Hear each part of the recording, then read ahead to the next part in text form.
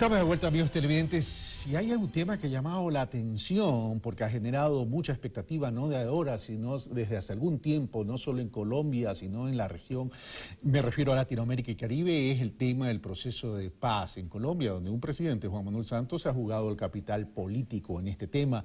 El tema es qué tan efectivo es ese proceso de paz. Ya se han firmado algunos preacuerdos y el tema que quiero preguntarle a Gabriel Orozco, catedrático de la Flaxo y además colombiano, es lo que le pregunté hace poco en Pulso Político: si bien los acuerdos son irreversibles, ¿cómo instrumentar una paz efectiva y recuperar el Estado en lo local, en lo territorial y en lo rural? Buenos días, Carlos. Muchas gracias por la invitación al programa. Ese es el gran desafío de la construcción de paz, ¿no? Se han firmado unos acuerdos, pero todavía falta efectivamente la implementación y, por supuesto, que se está estableciendo una posible fecha, el 20 de julio, para el acuerdo definitivo de ya implementar todo y avanzar hacia un plebiscito una vez que la Corte Constitucional apruebe todo el proceso de negociación y se lleve efectivamente a que los colombianos refrendemos si queremos o no efectivamente estos acuerdos. Es decir, hay dos pasos previos a instrumentación completa de la paz: la Corte Constitucional y el plebiscito. Es decir, todavía puede revertirse esto que se ha avanzado. Bueno, es muy difícil que se revierta porque efectivamente hay un clima nacional de que hay un apoyo, de que ha habido un avance y por supuesto todo lo que se ha hablado del marco jurídico para la paz ha sido muy importante para darle, digamos, esa viabilidad al proceso. Por lo tanto, es muy difícil que haya un retroceso, pero sí efectivamente hay varias instancias. Ahora, es cierto que tal vez las fuerzas políticas en donde están más apostadas ahora va a ser en el sí o el no a, digamos, los acuerdos, es decir, en el plebiscito. Y esto ya se acordó que efectivamente se tiene que dar, y aquí obviamente el partido de Álvaro Uribe Vélez va a salir, digamos, lanza en ristre para acabar con el avance y efectivamente tratar de tener un freno. Aquí hay también un ambiente internacional que no es muy favorable para el plebiscito, eso hay que decirlo claramente. El ascenso de Donald Trump, el Brexit, es decir, las distintas tensiones que hay a nivel internacional le pueden mostrar a la gente de que esto puede ser un riesgo para su vida y de que es mejor estar como se está. Y por eso Juan Manuel Santos, como mencionabas ahora, se ha jugado su capital político de todo por el sí, del sí a que efectivamente se refrenden los acuerdos y se avance en su implementación. Ahora, pero el proceso de paz y Santos parten de una ciudadanización del tema del proceso de paz de acuerdo a las encuestas. Ahora, las encuestas últimamente se han equivocado, uno no puede confiar tampoco en las encuestas, que dicen que el 70% de los colombianos quieren la paz. Sí. Efectivamente, hay un clima de opinión importante que es el que le ha ido dando ese apoyo al proceso de paz, porque este es un proceso de paz que hay que decirlo, Carlos, distinto a los anteriores. En Colombia no hay que desconocer que la paz ha sido una política de Estado, es decir, desde hace 25 años, hoy celebramos la Constitución del 91, 25 años en Colombia, pero desde antes, que fue la que le dio efectivamente nueva vía a una serie de grupos al margen de la ley como lo fue el M-19. Pero desde antes se habían avanzado en procesos de paz, inclusive Álvaro Uribe Vélez hizo procesos de paz con los grupos paramilitares, entonces ha sido una política de Estado, pero estos acuerdos son distintos. Uno, en el proceso de negociación, ha sido acompañado por una comisión, digamos, de apoyo, de verificación internacional. Va a haber un proceso de verificación de Naciones Unidas, el acompañamiento internacional también de CELAC, de la región, es muy importante. Y por supuesto también ha sido programático, es decir, no ha sido negociemos todo. Por ejemplo, no se ha negociado el modelo económico, no se ha negociado tampoco temas tan sustantivos como el rol de las Fuerzas Armadas dentro de la sociedad o dentro del país.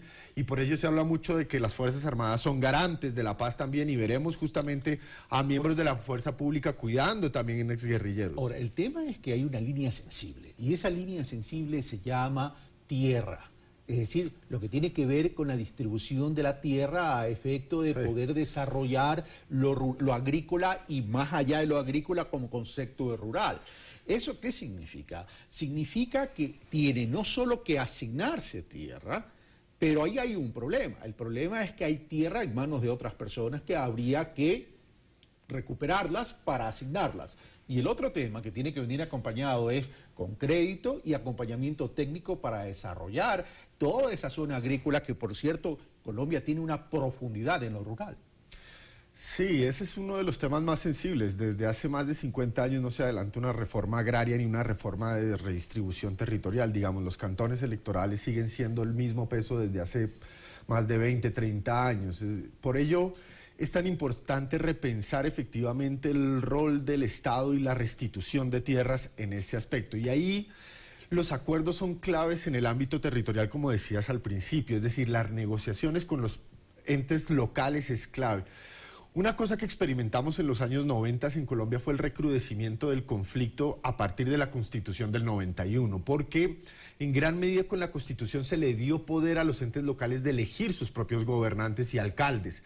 Y esto introdujo mucho nervio y mucha tensión en las fuerzas políticas de los ámbitos territoriales y eso llevó a mayor confrontación. Entonces, el problema que tenemos hoy por hoy es que eso se vaya a traducir, estos acuerdos, en mayor tensión territorial. Y ahí es donde se requiere mayor verificación, mayor presencia del Estado, no en términos de fuerza, sino en términos también de justicia, en términos también de salud, que es donde debe estar el Estado. Pero ¿cómo entonces? Porque esa Constitución del 91 que tú mencionas generó muchas cosas. También generó la narcopolítica en los gobiernos locales y territoriales. ¿Cómo desmontar eso cuando el narcotráfico se lo ha venido asociando a la FARC?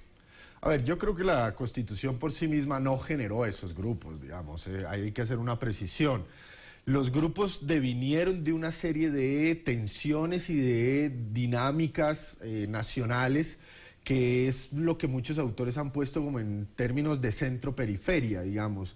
La periferia del país, es decir, estos territorios alejados de Bogotá, de Medellín, tienen unos grupos locales de poder que se han financiado en narcotráfico, que se han alineado o aliado con grupos al margen de la ley para tener ese poder y que se han beneficiado. Ustedes ahora hablaban del tema de la biopiratería. Ese es uno de los temas centrales también que hay que trabajar hoy por hoy en Colombia y que parte del conflicto no nos deja. Así que gran parte de la perspectiva es avanzar. Entonces, ¿qué se puede hacer en el ámbito territorial?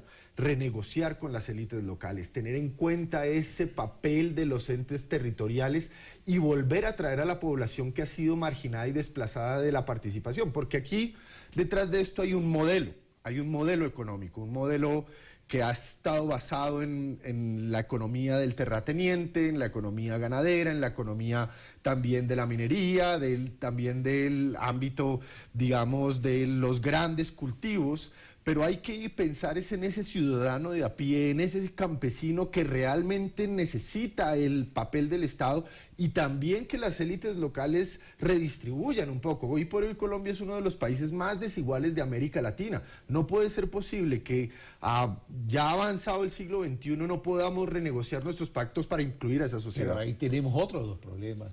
El uno tiene que ver con el paramilitarismo que está presente en esas zonas. Sí, las BACRIM que llaman. Correcto, y el otro tiene que ver adicionalmente con la base de estas FARC que crecieron en estos 50 años y que no saben hacer otra cosa que ser miembros de una fuerza irregular. Ese es el gran temor que hay hoy por hoy en varias, digamos, áreas del país, inclusive en la frontera norte del Ecuador, es decir, en el sur de Colombia. Hay un gran temor por los posacuerdos. ¿Cuál va a ser la implicación en términos de seguridad, en términos humanitarios, por ese vacío que van a dejar esos grupos que han ejercido el poder durante mucho tiempo y que efectivamente han logrado, no un imperio de la ley, pero sí un imperio de un cierto orden, digamos? Aquí el rol de la fuerza pública es clave. Digamos, la transformación de la doctrina militar en términos de concientización de su rol dentro de la paz y no de la guerra para el mantenimiento del orden es fundamental. Esto es un punto muy importante.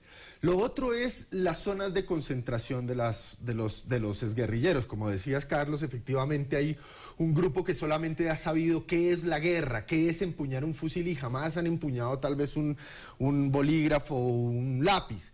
Aquí el proceso de pedagógico y también de todos los sectores de la sociedad, inclusive universidades, empresas, por supuesto el ente público, es fundamental en ese proceso de transformación. ¿Cómo se va a hacer? Tardará, tendrá tiempo en hacerse, pero es el camino hacia una sociedad más estable y para una mayor estabilidad regional. Es un proceso inevitable. Es un proceso inevitable, pero ya para terminar, se trae a colación el título del libro de Claudia Palacios, la periodista Claudia Palacios de Colombia, Perdonar lo imperdonable. Es decir, yo creo que nosotros en América Latina tenemos una tradición importante del ámbito confesional, del ámbito religioso, y para nosotros la experiencia del perdonar es una experiencia de la redención también. El Papa Francisco decía hace poco que quien no perdonaba, digamos, era más valiente el que perdona que el que no perdonaba. Y ahí es donde está el coraje de la sociedad colombiana. Gabriel Orozco, muchas gracias por estar con nosotros y compartir gracias, tu visión y tu análisis sobre el tema del proceso de paz, que por cierto, creo que en Latinoamérica la mayoría de la población quiere ese proceso de paz. Muchas gracias, Carlos, a ti. Bueno, un fuerte abrazo para toda la comunidad colombiana en el Ecuador y para nuestros hermanos colombianos, que ese proceso de paz sea un punto de partida para recuperar el Estado, pero sobre todo esa cotidianidad en paz para poder desarrollar y aportar también a Latinoamérica y el Caribe. Esto fue Pensamiento Crítico, soy Carlos Rabascal, yo los espero el día de mañana.